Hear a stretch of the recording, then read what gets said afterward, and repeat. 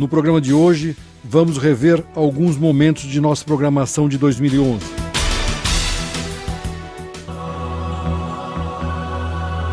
La democrazia è il quinto da vita a cui aspirano tutte le società. Eu combati tipo de arquitetura que não exprimia o concreto armado. Pelé, como é que é viver aqui em Nova York, essa cidade que te asfixia um pouco?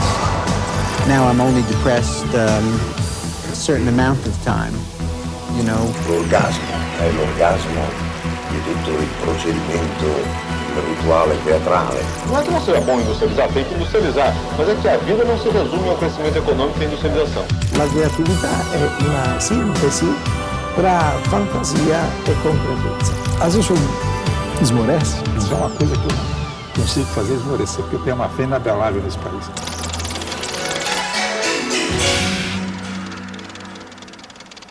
No começo de 2011, o lançamento mundial de Rio, filme em animação, do diretor Carlos Saldanha, movimentou os cinemas do país.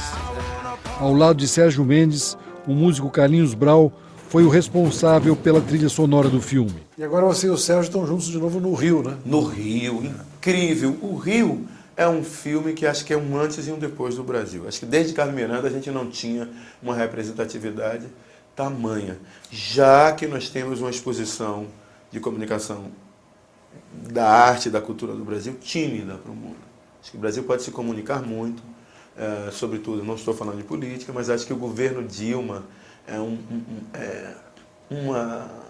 um grande caminho para essa visão do Brasil, né? Para a gente participar de mercados culturais que não esteja ligada só a uma visão étnica, mainstream, como eles chamam, mas sim esse mercado forte, que paga bem, que está no melhor circuito, em todas as artes plásticas, etc., música, etc. Né? Então foi uma experiência fantástica, porque está você, Will I Am, como é que chama? Sim, Will I Am,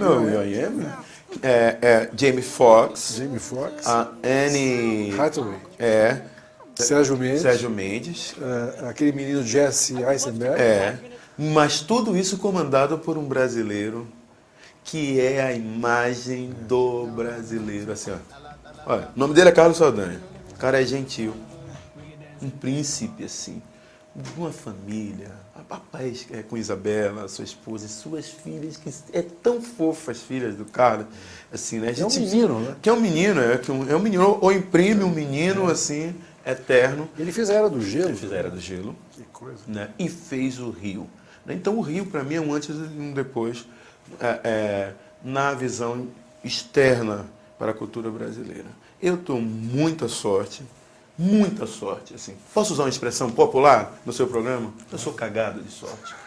Porque eu estou do lado da arara azul, que é um animal, um pássaro em extinção na Bahia, no qual fui chamado para ser um interlocutor, assim, no sentido de despertar esse desejo. Eles estão sendo preparados no cativeiro para ser solto de novo nas florestas brasileiras.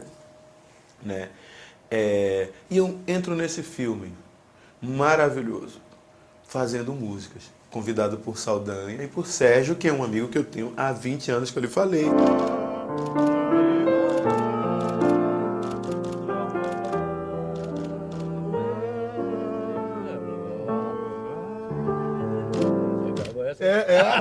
Tá aqui.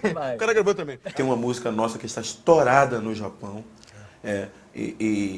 O Sérgio me disse que é o Japão agora. O Japão agora porque a música está estourada, ela chama You and I, né, que escrevi em inglês na maior cara de pau. Eu vou chamar o Lionel Richie. Eu disse, Sérgio, você já me ensinou tudo de direito autoral aqui. Se o Lionel vir, ele vai ficar dono da música. Mas, seu malandro, você é muito malandro. Deixa eu escrever. Você vai escrever em inglês? Eu vou escrever, porque eu vou escrever pela sonoridade. O que eu não souber, eu lhe pergunto, Como certo? que é? A música? You and me, I make a good start. I make so much more. We'll make another day. You and I, you build your paradise. You make a great party. You make a joke and play. You and me, to be or not to be. No more philosophy. You make my life so free. Wow. Baby, I love you. Baby, I love is true. Baby, I love you. Baby, I love you. E ele aqui chamou Nayana, que foi a menina que ia fazer a turnê com o nosso grande ídolo Michael Jackson, e ela cantou comigo. Canta em inglês mesmo, não canta. Você vê que eu nem pronuncio. Mas eu fui atrás do som da palavra. Ficou lindo. E ficou essa música, tá explodida, como diz assim, estourada no Japão agora. Entrou na novela das 7, aqui no Brasil também. Stevie Wonder vai adorar isso. É uma sonoridade, né? É o soul brasileiro. É isso que é o candomblé que a gente estava falando. Entende? Por quê? O que foi para a América? Né? Foi para a América parte desses negros ibôs, né? Os ibôs, que também somos ibôs, bantos e yorubais, somos essa mistura toda com o Brasil de nações, né? Eu acho que esse filme Rio vai demonstrar essa característica afro-brasileira enorme. Porque, como eu lhe falei, né? Quando Sérgio e Saldanha me chamam para essa coisa, eu imaginei que os caras iam querer só como percussionista para fazer uma coisa. E Saldanha, ele é musical pra caramba. Então, ele fez a trilha investigando. Ele, olha, eu preciso de um forró para aqui. Daquele jeito que ele fala. A gente, vamos fazer um forró. Aí fizemos, forró da fruta. Né? Aí, puxa, mas eu preciso de uma canção. Quer dizer que a música está muito forte nesse filme, né? Muito forte. You ready? Yes, I am. Okay, here we go. All right, let's go. I wanna party. I wanna welcome to Rio. I wanna party and live my life. I wanna party and fly. Got to get my freak on. Hey, hey, hey. That samba, master. Push out sound from my ghetto blaster. You dance fast, but I dance faster. Outro filme que foi produzido em 2011 e com lançamento previsto para o começo deste ano é o aguardado Heleno, do diretor José Henrique Fonseca, produzido e interpretado por Rodrigo Santoro. Você é uma pessoa muito focada, né? Obsessiva com o trabalho, com as coisas que você faz. Eu acho o foco muito importante. Eu acho que... Eu não gosto de fazer as coisas pela metade. Isso é com tudo, não é só com o meu trabalho. Eu sou assim na minha vida. Sou assim nas minhas relações, com os meus amigos, com os meus pais, com a minha família, enfim. Eu gosto de me dedicar às coisas. E eu acho que eu tenho um aproveitamento muito maior sendo dessa forma, e eu me divirto muito mais. É muito mais prazeroso para mim, quando eu estou inteiro fazendo alguma coisa. Eu adoro pesquisar, quando eu tenho um desafio novo pela frente, um personagem, o que que seja. Pode ser, enfim, um personagem de 3, 4 cenas, como um protagonista. Eu me dedico da mesma forma. Se eu estiver fazendo um blockbuster, ou um filme que chama um filme pipoca, né? Um filme mais comercial, ou estiver fazendo um Shakespeare, eu vou ter o mesmo respeito e a mesma relação com aquele material, porque é dessa forma que eu me relaciono com as coisas, não é assim. Eu acho que é como eu sou. E eu vi que você é um grande vendedor também, porque eu estava naquela reunião que você e o José Henrique venderam para o Ike o filme do Heleno. Foi difícil. Foi muito você difícil. Atuou muito bem. Foi muito difícil. Não, foi muito difícil. E aqui eu quero fazer os meus agradecimentos, já que você tocou nesse assunto, ao Ike, porque sem ele nós não teríamos filmado o Heleno. E o Heleno é um projeto que eu já tenho há uns 4 anos, junto com o Zé Henrique. E quem faz cinema sabe o quanto é difícil mesmo. E agora eu me aventurei como produtor e posso dizer o quanto é difícil transformar o que está no roteiro e fazer aquilo acontecer e convencer as pessoas do nosso sonho, né? Que foi o que eu tentei fazer com o Ike, ali, dizer para ele: eu acredito nisso, acredita junto com a gente, investe nesse projeto. E é muito difícil, né? Porque eu pelo menos sou muito apaixonado pelas coisas que eu faço. Eu acho que de alguma forma eu consegui transmitir para ele essa paixão e ele acabou, graças a Deus. Então, o primeiro nome é o Ike. Senhoras e senhores, com vocês, Heleno de Freitas, artilheiro sul-americano. Heleno de Freitas foi um dos mais polêmicos jogadores brasileiros, considerado o primeiro craque problema do nosso futebol. Nascido em família tradicional e frequentador da sociedade carioca, Heleno estudou num dos mais tradicionais colégios do Rio e se formou em Direito. Heleno foi o maior ídolo do Botafogo antes da era Garrincha. Ele jogou ainda no Vasco e no Boca Juniors da Argentina, além da seleção brasileira. Graças ao seu temperamento difícil, ele era chamado de Gilda pelas torcidas adversárias, numa comparação com a temperamental personagem vivida por Rita Hayworth no cinema. Heleno de Freitas, morreu em 59, debilitado física e mentalmente. Vocês fizeram um filme em branco e preto, hein? O filme vai ser em branco e preto. Tem uma razão para isso. A gente não está querendo ser cool ou não está querendo ser diferente. Nós estamos fazendo um filme que se passa na década de 40. Para a gente ambientar a década de 40, por exemplo, isso aqui é o Copacabana Palace, né? Para a gente ambientar, a gente precisa fazer uma direção de arte, ou seja, os móveis, cada objeto, tudo precisa ser de época. Isso custa muito dinheiro. E a gente, naturalmente, não tinha um orçamento... Tão elástico. Um orçamento grande para poder produzir tudo isso. Então, a opção do preto e branco também é para ajudar a transportar o espectador para a década de 40. Porque quando você vê a fotografia em preto e branco, já naturalmente você já vai um pouco para o passado. Então é também uma forma, é muito para ajudar também essa viagem do espectador. E além de tudo, tem toda a questão estética. Mas para isso, fica super bonito. Para isso, nos cercamos dos melhores profissionais. Temos como fotógrafo o Walter Carvalho, que para quem não conhece, enfim, é um grande fotógrafo e sabe tudo. Então eu acho que... E o Zé Henrique está bem na direção? E o Zé Henrique é genial. O Zé é super talentoso, sabia exatamente o que ele estava fazendo e foi maravilhoso. Foi um processo maravilhoso. Eu não acredito em futebol. Sem o sangue fervendo. E time bom é aquele que vai para campo jogar o seu jogo, sem se preocupar com o adversário. Assim, coisas importantes que eu aprendi desde cedo. Então, um time para ser campeão tem que saber defender e atacar. Ciência, meio ambiente, esporte e literatura estiveram presentes em 2011. O matemático Jacob Pallis, um dos mais conceituados pesquisadores brasileiros em todo o mundo, falou de sua teoria da incerteza das previsões, que pode ajudar, por exemplo, na prevenção de grandes catástrofes. Quando eu lancei essa ideia, em Paris, numa reunião importante na minha área, e eu sabia que ia receber algumas fisionomias com perplexidade e outras agressivas, tentando derrubar a minha proposta assim no ato, né? Então, uma pedrada, um ovo. Quer dizer, o novo sempre assusta, né? Assusta. E interessante, porque na própria plateia tinha alguns matemáticos que me ajudavam a responder. Mas eu ousei colocar de cara isso num círculo altamente competente. Quer dizer, o senhor está criando modelos matemáticos, sistemas que possam prever com uma certa antecedência fenômenos que vão acontecer no futuro? Eu estou construindo uma teoria que diz que para a grande totalidade dos modelos, né, para previsões de fenômenos futuros da natureza, por exemplo, mudanças climáticas, eu não estou construindo todos os modelos, eu estou dizendo que para a grande totalidade deles, né, é possível estimar o grau de incerteza. Entende? Então, é bastante global, né? É teórico, mas é de uma aplicabilidade imensa.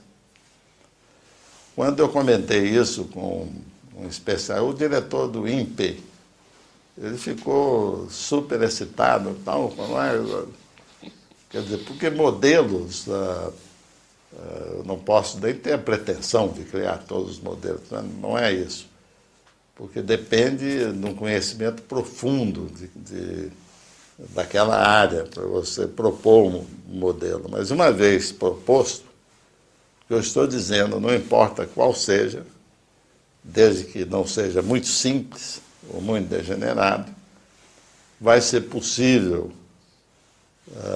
dizer que a previsão tem um tal grau de incerteza.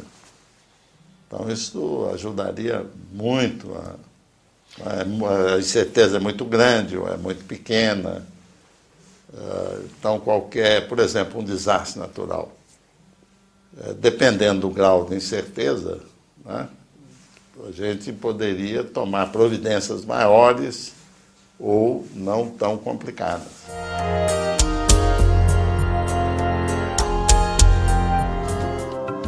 Em 2011, Marina Silva anunciou a sua saída do Partido Verde. No nosso programa, ela falou de seus planos futuros. Como é que você vai fazer agora? Você vai fazer um novo partido? Como é que você vai participar diretamente da política? As pessoas têm perguntado isso, né? Eu saí do PV e as circunstâncias em que saí foi exatamente para continuar nesse caminho de uma ação que seja coerente, né?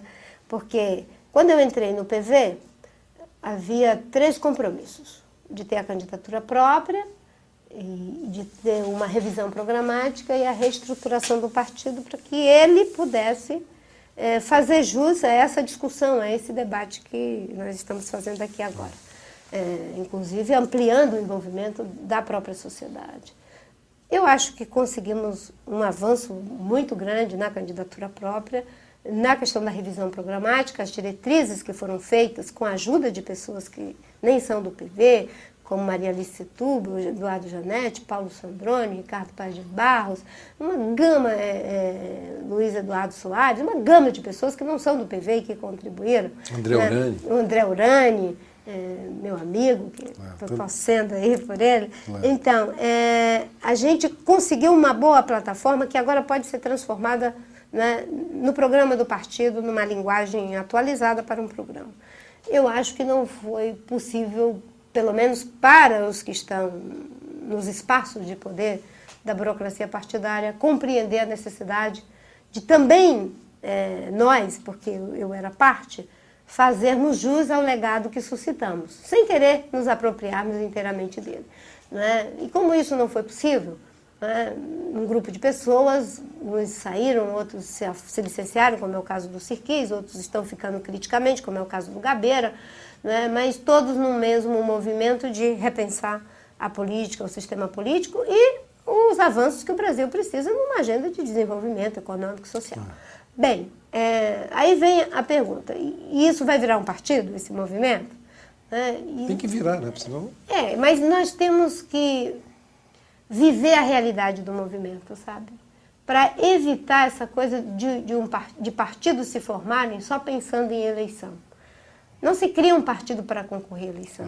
Se cria um partido porque se tem visão de mundo, visão de país, certo? Porque se tem um olhar comprometido com uma realidade a ser transformada, onde o partido é um meio e não um fim. Onde o poder é um meio e não um fim.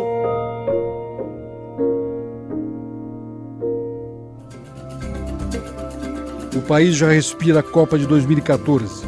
Carlos Alberto Parreira, técnico campeão mundial e organizador de um dos maiores eventos sobre o futebol em todo o mundo, falou de suas expectativas e experiências em mais de 40 anos no esporte. Diziam que você era muito teimoso, que você jogava um futebol muito retranqueiro, né?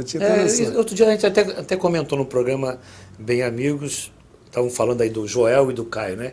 Que o Joel foi chamado de retranqueiro e o Caio, que é o novo treinador, veio rotulado de técnico ofensivo. Eu aproveitei a deixa e falei, olha, eu, graças a Deus e felizmente, esse dogma eu estou livre disso há muitos anos. Estudei na Alemanha, tinha um técnico chamado Sepp Herberger, que foi técnico da seleção da Alemanha durante 29 anos, é considerado o pai do futebol alemão, foi ele que organizou aquela coisa toda, as federações, e ele, naquela ocasião, escreveu um livro, um artigo, que foi uma coisa visionária, quando você se lembra que foi escrito nos anos 50. Futebol de alto nível, naquela ocasião, tem que ser jogado com equipes que saibam atacar e defender com a máxima eficiência. Isso é um conceito visionário que daqui a 100 anos ele vai estar intacto, atual. Atacar e defender com a máxima eficiência. E time bom é aquele que vai para campo jogar o seu jogo, sem se preocupar com o adversário. Assim, coisas importantes que eu aprendi desde cedo. Então, um time, para ser campeão, tem que saber defender e atacar. O Barcelona, que é hoje considerado o melhor time do mundo, disparado, e tem gente até que acha o melhor de todos os tempos, atacam pra caramba, tocam bem a bola, massacram o adversário, mas eles são implacáveis na marcação. Não deixam o adversário jogar. Eu diria até agressivos na marcação. Então fazem bem as duas coisas do futebol. A seleção holandesa de 74, a famosa laranja mecânica, o carrossel, nós jogamos contra eles e perdemos na Copa do Mundo de 74, acho que foi em Dortmund. Eles jogavam para burro, Neskens, Cruyff, o time todo, né? Kroll, o time era maravilhoso. Na hora que eles perdiam a bola, eles eram implacáveis, não deixavam você jogar. Chegavam, marcavam, lutavam, cada palma, cada espaço. Pegavam a bola, jogavam, tocavam 20, 30, 40, 50 vezes, usavam bem a bola pela qualidade que eles tinham.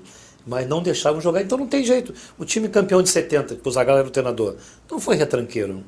Foi um time que sabia defender e atacar. Então os números não mentem. Foi o time que mais gols fez na Copa, 19 ou 18, uma média altíssima, quase próximo de 3, e foi o que menos gol tomou. Então era um time equilibrado. Então a seleção de 94, ela não teve nada de retranqueira. Quando nós assumimos, fizemos um plano estratégico de 4 anos.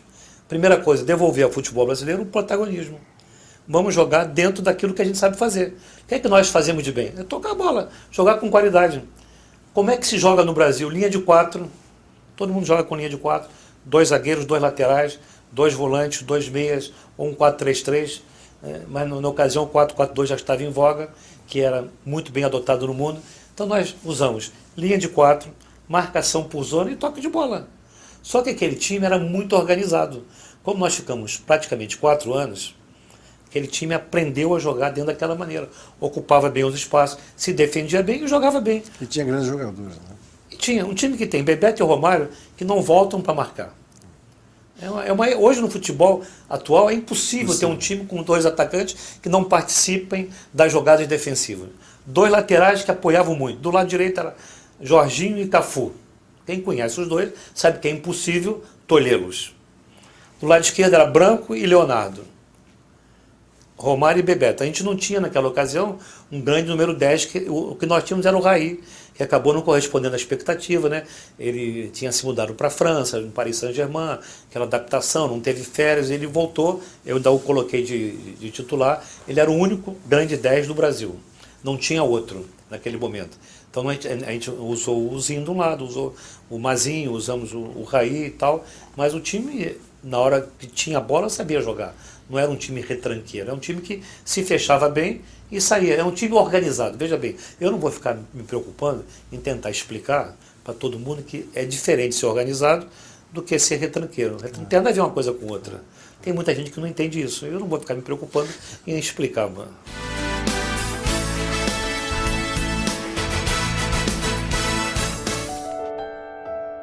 Ana Maria Machado tomou posse em dezembro na presidência da Academia Brasileira de Letras. A escritora esteve presente em nosso programa. Você terminou um livro agora que chama-se Infâmia, né? Que é uma palavra pesada, né? E é uma palavra que perpassa pela vida, né? Todo mundo, às vezes, somos vítimas de infâmia, né? O que é infâmia? Esse livro teve uns 8 ou 10 títulos antes, enquanto eu trabalhava nele, até chegar nesse e ver. É esse. É uma palavra muito forte, porque é uma realidade muito forte. Eu acho que são coisas que questões que o livro levanta, basicamente de acusações falsas, premeditadamente falsas, às vezes, quando é num ambiente coletivo, social, político, por exemplo. Nós temos na nossa história do Brasil uma quantidade de dossiês falsos, armados por alguém de propósito para prejudicar o outro, e prejudicar na fama, no nome, no renome, que a pessoa tem de mais naquilo que a pessoa tem de mais precioso, que é onde ela se identifica, né? Então a infâmia ataca de maneira covarde, pela calúnia, exatamente esse tipo de território sagrado de cada um, da alma de cada um, né? Então, e é uma vergonha, eu acho, quando a gente vê a história do Brasil recente, sobretudo a história da República, como a gente tem... Eu menciono alguns desses no livro, ao episódio de umas cartas falsas atribuídas ao presidente Arthur Bernardes, ao Plano Cohen, então no episódio do Vargas, as cartas Brand, depois, que se faz contra o Jango, né? Então é uma série de coisas, para não falar nos mais recentes, em dossiês de aloprados e outras coisas desse tipo.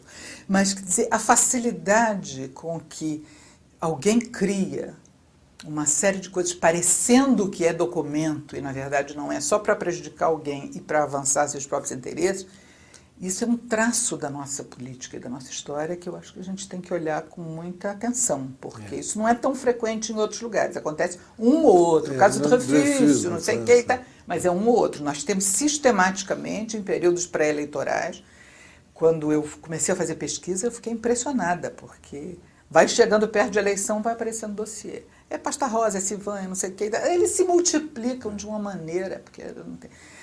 Então, isso é uma coisa infame. É um traço doente. É um traço doente. E eu acho que existe uma outra coisa também, que eu também abordo no livro, que é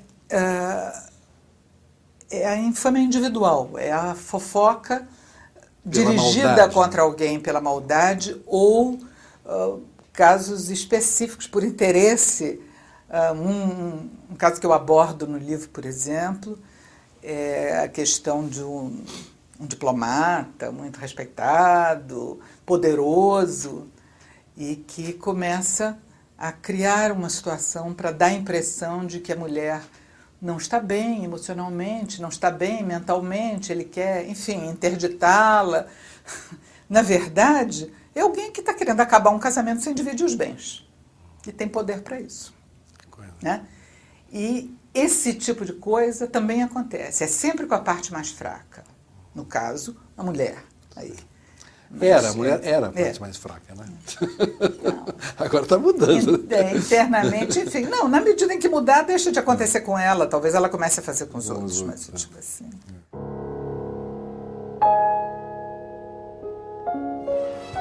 A vida toda. Eu entreguei minha vida para a televisão, não só para a Globo. A Rede Globo de televisão foi tema de 2 grandes lançamentos biográficos em 2011. Meu Capítulo na TV Globo, de Joe Wallach, e O Livro do Boni, de José Bonifácio de Oliveira Sobrinho, 2 dos personagens centrais na construção de uma das maiores redes de TV em todo o mundo. Joe, aquele era um grupo muito jovem, né? O Boni, Walter e outros companheiros, né? E brigavam muito, né? E todos dizem que você que era, digamos, o algodão entre os cristais ali para não se quebrar, né? Sim, eu era o mais velho. Tinha mais juízo. E por isso mais juízo. E Roberto Marinho me ouviu mais, achando que era o mais velho, e também um americano que pensava que eu conhecia algo demais, que eu não conhecia. Eles eram criativos, mas muito mais jovens, e eles vêm trabalhar sem paletó, sabe, aquela coisa. E Roberto sempre me chamou, dizia, pô, esses caras estão andando de pijamas lá. Que tipo de organização é isso? Eu vou fazer uma intervenção na Rede Globo.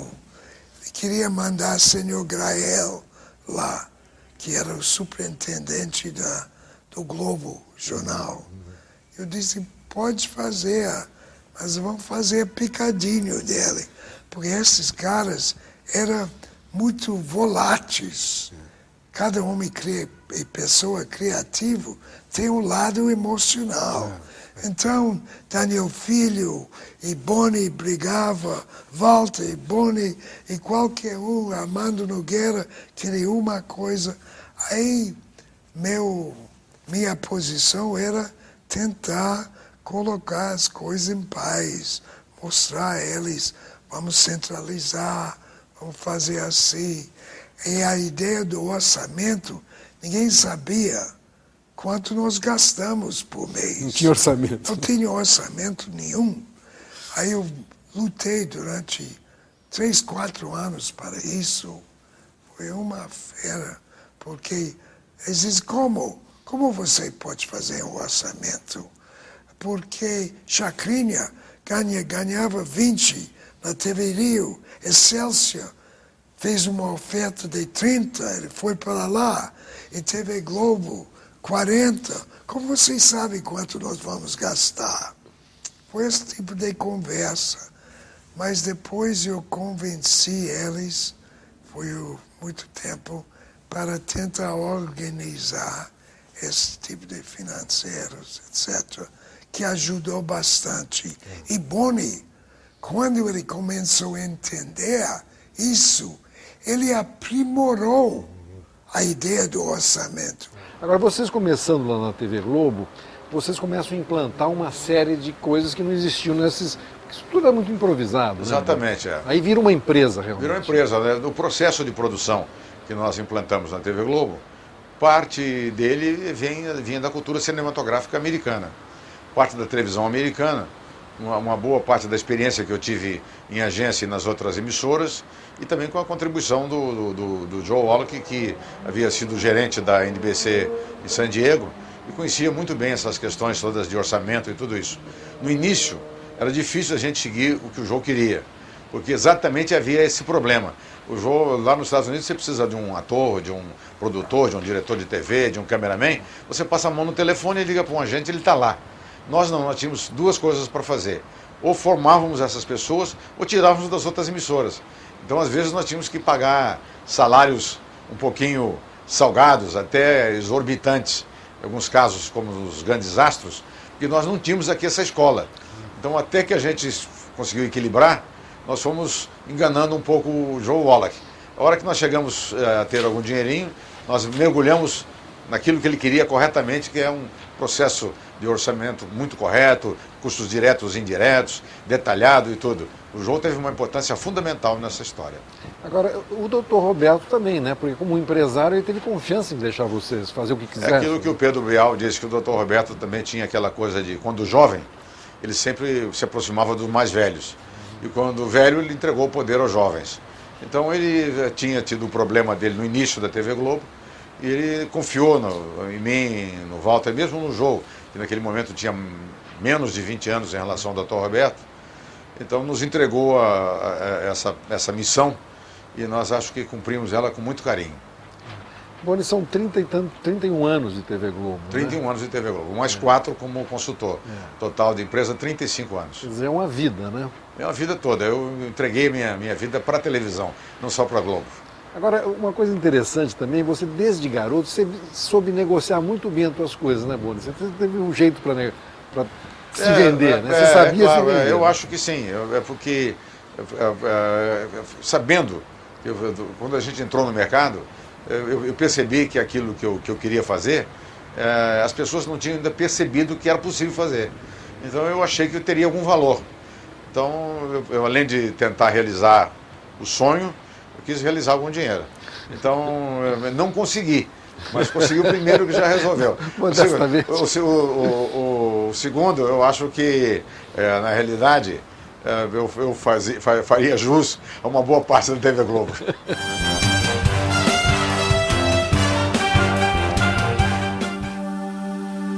2011 foi também um ano de homenagens a grandes brasileiros que ajudaram a escrever a história desse país, como o jornalista Reale Júnior, que nos deixou em abril. O Reale, qual é a diferença hoje do correspondente estrangeiro para os anos que nós vivemos na Europa trabalhando? Está havendo uma transformação muito grande. Na minha opinião, aquilo que se exigia de um correspondente, na época em que eu saí do Brasil e que outros saíram do Brasil também, e hoje é totalmente diferente, né? Hoje eu acho que não dá para ser um bom correspondente estrangeiro se esse jornalista não tiver uma boa formação de informática, né? Cada vez mais, e isso deverá se acentuar daqui para frente. No nosso tempo não se exigia isso, e talvez por isso que minha carreira começa a declinar também, porque eu não tenho essa excelente formação de informática. Né? Nós somos os dinossauros. Os jornais também entraram em geral, né? Entraram em crise no mundo inteiro, né? Então eles estão sendo obrigados a fazer uma adaptação muito grande. Menos espaço para matéria, né? Mas o que não impede uma presença muito grande de correspondentes estrangeiros, né? Com exceção do Brasil, que é uma coisa que eu não entendo até hoje. No momento que se fala em globalização, que se fala em mundialização, em que se fala em abertura de fronteiras, o número de correspondentes brasileiros diminui em função do problema econômico, enquanto que no resto do Brasil o número de correspondentes brasileiros aumenta. Exemplo rápido para você. Antigamente, nós tínhamos, quando eu cheguei lá, o número de correspondentes portugueses ou espanhóis era mais ou menos o mesmo de correspondentes brasileiros. Todos os grandes jornais brasileiros tinham a sua rede de correspondentes espalhada pelo mundo, aí, 12, 13 correspondentes. Hoje, eles estão reduzidos a estagiários ou estudantes que estão trabalhando, fazendo um curso lá fora, ou se não nesse esquema da Folha que eu condeno, que eu critico, porque acho que a Folha é um grande jornal, mas nesse ponto ela não pode se apresentar dessa forma, os tais correspondentes bolsistas, na verdade não tem nada de bolsista, é para pagar um salário menor, que você nomeia um correspondente, que desse um bolsista mesmo, mandava um bolsista trabalhar com um correspondente efetivo, em Washington, em Nova York, onde fosse, porque precisa de alguém para te ajudar, não é? Mas não, eles apelidaram os correspondentes deles de bolsista. Bolsista nada, eles são jovens que estão nascendo, alguns de excelente nível até, se transformaram já se transformaram em bons jornalistas, mas, na verdade, o papel que eles exerceram lá não era de correspondente, era de um simples quebra-galho para os jornais, né? Então, tem um lado também que é negativo hoje, da forma como que a imprensa brasileira vê os correspondentes no exterior. Outros 3 grandes e saudosos nomes da nossa história foram relembrados no ano que passou: o economista Roberto Campos e o geógrafo Milton Santos, que completaram 10 anos de ausência, e o ator Mário Lago, que faria 100 anos de vida em 2011. O senhor que viveu esses anos todos no Itamaraty, e o Itamaraty, digamos assim, o celeiro de pessoas preparadas, né? Que experiência o senhor leva do Itamaraty? Quais foram as grandes personalidades? Eu acho que o Itamaraty é uma espécie de UDN. A UDN era um partido burro de homens inteligentes, enquanto que o antigo PSD era um partido inteligente de homens burros. O Itamaraty está mais para o UDN. Individualmente as pessoas são lúcidas, convivência internacional, mas se entregam a teses absurdas.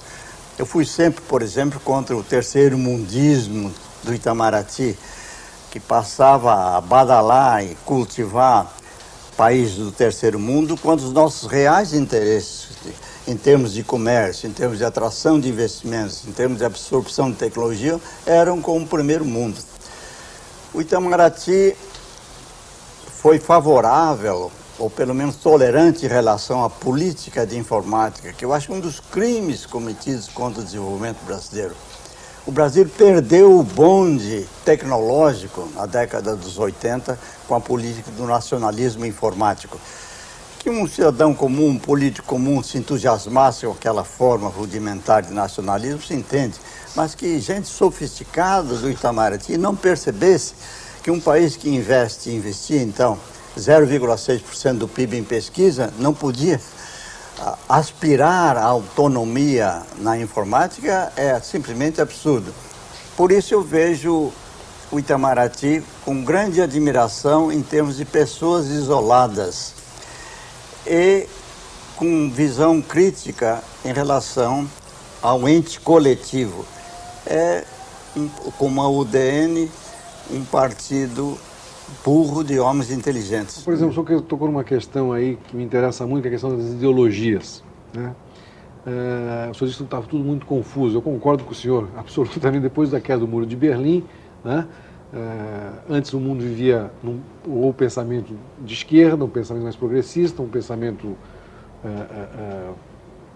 conservador. Hoje, o neoliberalismo, digamos, é a grande conquista, entre aspas, né, das ideologias, né?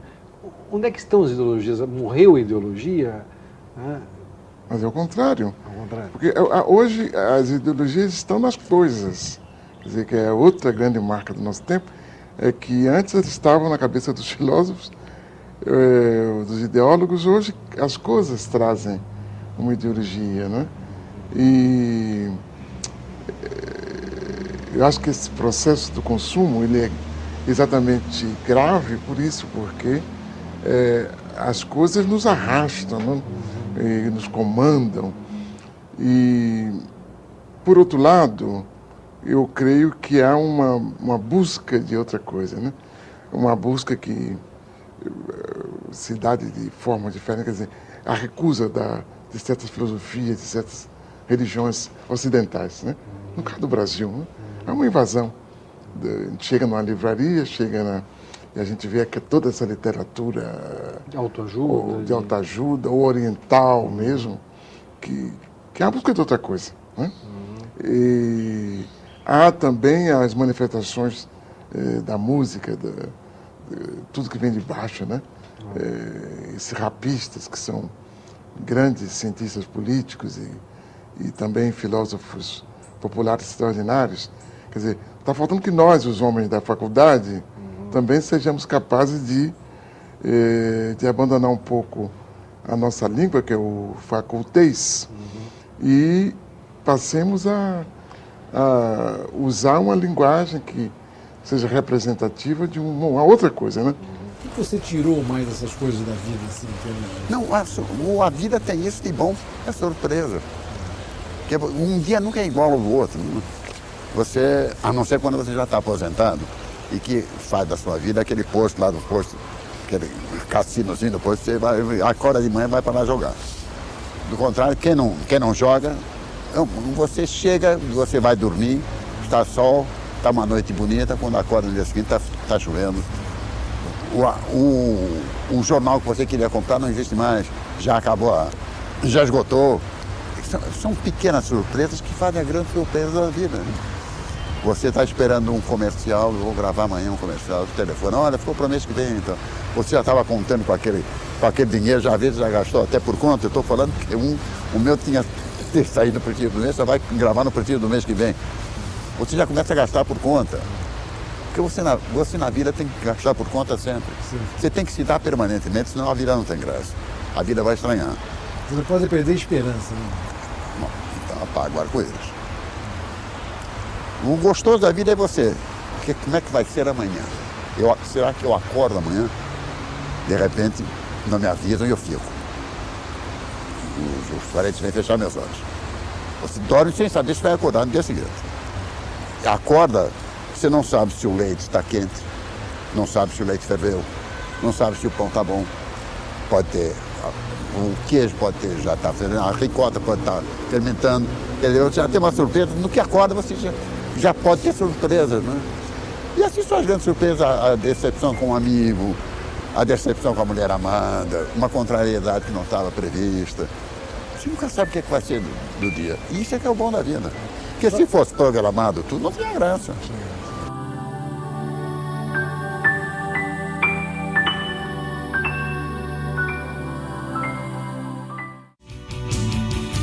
Para terminar esse nosso programa especial, ficamos com um trecho da entrevista do músico Marcelo Yuca, uma história de superação e cidadania. Marcelo, tudo no fundo é comparação, né? Você, por exemplo, lembra do Super-Homem? Claro. Aquele rapaz, né? Ele ficou quase num estado muito pior que o teu, evidentemente, né? Porque ele mal falava. Né? A lesão dele é uma das maiores registradas. Aquele Stephen Hawking, aquele grande... Stephen Hawking, né? Que é um físico, né? Naquela cadeira ali e tal. Quando você olha assim, você se sente... Você faz essa comparação ou não? Não. Eu li um livro do Stephen Hawking, antes da cadeira de roda, que me chamou a atenção. Que ele falava assim que a primeira mulher dele, mãe dos filhos dele, ela chega para ele e fala assim, que um filho dele tinha ido mal na escola. E ela fala isso, ela estava tentando dizer isso, conversar com ele, e ele totalmente no mundo da lua. Até um dia ela dá um escândalo, você não está vendo isso aqui? Ele falou, não, tudo bem, eu tenho que prestar atenção nisso, mas pensa bem, eu estou estudando a origem do universo, o que é que se o garoto foi mal em matemática? Sabe? Então, eu já tinha eu achava curioso isso de você colocar seus objetivos em alguma coisa que suplante o cotidiano, que seja maior que isso. Por exemplo, eu gostava muito de pegar onda. Porque o mar, para mim, é uma espécie de Deus líquido. Você não tem... você não tem um controle por aquilo, você está diante de uma coisa maior que você. Então é um exercício de humildade. Então eu gosto de estar em contato com coisas, traçar objetivos que sejam maiores do que as minhas vaidades, do que os meus quereres, mas, sabe, eu quero estar com uma... Então, o Stephen Hawking, por esse ponto de vista, ele é uma referência para mim. O Christopher, ele, para mim, ele teve uma coisa muito interessante que foi assim, pelo menos a grosso modo, olhando assim, ele teve uma mulher que foi muito cúmplice dele, sabe? E outra coisa é que a busca dele de uma melhoria de qualidade de vida jogou a maioria dos tratamentos possíveis no campo do real, sabe? Com certeza ele se interessou ou estimulou alguma pesquisa até mesmo no campo do Nicoleles, ou na coisa do células-tronco, então é fato. Então ele botou não só a grana, mas a visibilidade, a mídia que ele tinha para isso, e que isso serviu além dele. Serviu muito. Agora, você tem consciência, por exemplo, do que você está falando, dessa maneira com que você coloca as coisas, que você também ajuda as pessoas dessa forma? Eu só tenho esse entendimento por duas questões. Uma que muita gente gosta do que eu escrevo, eu sou parado na rua diretamente, sabe? Uma vez em Porto Alegre, com uma menina grávida, falou para mim, olha, eu era viciado em cocaína e lendo as suas coisas, ouvindo a sua música, eu mudei, hoje eu estou assim. E outros garotos, assim, só para ter exemplos mais recentes, 3 garotos me procuraram numa palestra, numa palestra num subúrbio de São Paulo, e eles falaram, um deles falou, você me ensinou a pensar. Eu falei, não, peraí, não é bem assim, calma, muito obrigado, mas não é bem assim. Aí ele falou, não, vou te explicar como é. Essa área aqui, eu e esses 2 aqui, somos os únicos que estão fazendo faculdade, no bairro todo. E a faculdade é pública. E isso, quem me estimulou foi a sua canção, foi a sua poesia. Então, eu tenho autoestima bem baixa, mas isso cai no âmbito do fato. Então eu começo a ponderar, esse garoto não tinha necessidade nenhuma de falar isso. Então, na hora eu fico ali, eu saio antes do carro e vou chorando pro hotel. Mas, e outra coisa é que, na questão do deficiente, eu não sabia o que dizer antes. Eu não acreditava. Olha, eu me lembro que uma vez, no Hospital das Clínicas de São Paulo, chegou uma senhora com um filho assim, muito machucado. Tinha acabado de ficar na cadeira e estava muito debilitado. E eu falei assim, pô, espero que ela não me reconheça, porque quando acontece assim, de ter um outro caso recente, as pessoas dizem, bom, como é que você fez? E eu não tinha nada de bom para falar. Então ali estou planejando, pô, espero que ela não me reconheça. De repente ela, você é aquele rapaz, né? Eu falei, ponto. Olha, acabou de acontecer um acidente de automóvel com meu filho. O que você pode me dizer? Eu falei para ela uma coisa que eu não tinha, mas é a única coisa que eu podia falar. Eu falei, tenha fé. Então... Ajudou, claro. Eu passei tanto tempo sem ter o que dizer sobre isso, ou de uma maneira positiva, que hoje o que eu tenho é um motivo para dizer. Simplesmente porque eu tenho. Se isso vai servir, como tudo na minha vida, eu espero que tenha essa consequência. Mas hoje eu tenho orgulho de ter alguma coisa positiva para dizer em relação a esse fato de estar na cadeira de roda, de se relacionar com a dor. Então, isso me estimula. Marcelo, muito obrigado. A entrevista foi linda, meus parabéns. Obrigado pelo espaço. Eu sei que você não gosta disso, mas você é um exemplo.